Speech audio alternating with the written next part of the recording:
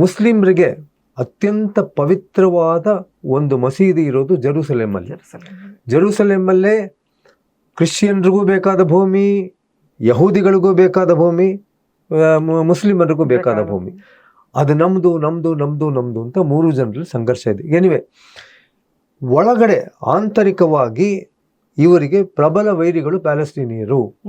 ನೀವು ಮೊನ್ನೆ ನೋಡಿರ್ಬೋದು 2024 ಅಕ್ಟೋಬರ್ನಲ್ಲಿ ಏನು ನಡೀತು, ಪ್ಯಾಲೆಸ್ಟೀನಿಯರು ಇಸ್ರೇಲ್ಗಳ ಮೇಲೆ ದಾಳಿ ನಡೆಸಿದ್ರು. ಅವು ಅಲ್ಲೇ ಇದ್ದಾರೆ, ನೀವು ಹೊರಗಡೆ ಬರಬಾರ್ದು ಅಂತ ಗೋಡೆ ಕಟ್ಟಿದ್ದಾರೆ, ಆದರೂ ಅವರಲ್ಲಿ ಮೇಲೆ ದಾಳಿ.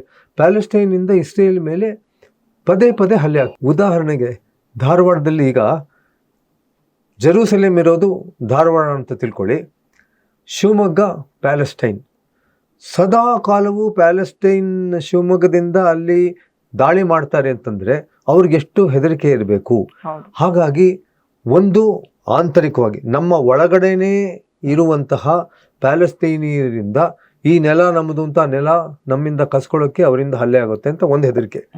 ಎರಡನೇ ಹೆದರಿಕೆ ತುಂಬ ಚಾರಿತ್ರಿಕವಾದ ಕಾರಣ ಏನಂದರೆ, ಇಸ್ರೇಲ್ ನಾ ಹೇಳಿದಾಗೆ 1948ರಲ್ಲಿ ಸ್ವತಂತ್ರ ದೇಶವಾಗಿ ಹೊರಹೊಮ್ಮಿತು. 48ರಲ್ಲಿ ಆ ದೇಶ ಬಂದಾಗ ಆ ದೇಶದ ಮೇಲೆ ಅದರ ಸುತ್ತ ಇದ್ದ 5 ದೇಶಗಳು ಹೇಳಿದ್ನಲ್ಲ, ಆ 5 ದೇಶಗಳು ಒಟ್ಟಿಗೆ ಮುಗಿಬಿದ್ದು. ಮೊದಲನೇ ದಿವಸನೇ ನೀವು ಆಗಸ್ಟ್ 15 ಭಾರತ ಸ್ವಾತಂತ್ರ್ಯ ಬಂದ ದಿವಸ 16ನೇ ತಾರೀಕು ನಮ್ಮ ಮೇಲೆ ಆಕ್ರಮಣ ಆಯಿತು ಅಂದರೆ ಯಾರಿಗೂ ಇಸ್ರೇಲ್ ದೇಶ ಈ 5 ಜನರ ಒಟ್ಟಾರೆ ಆಕ್ರಮಣದಿಂದ ಉಳಿದು ಬರ್ತಾರೆ ಅಂತ ಆ 5 ಜನರನ್ನು ಸೋಲಿಸಿದ್ರು.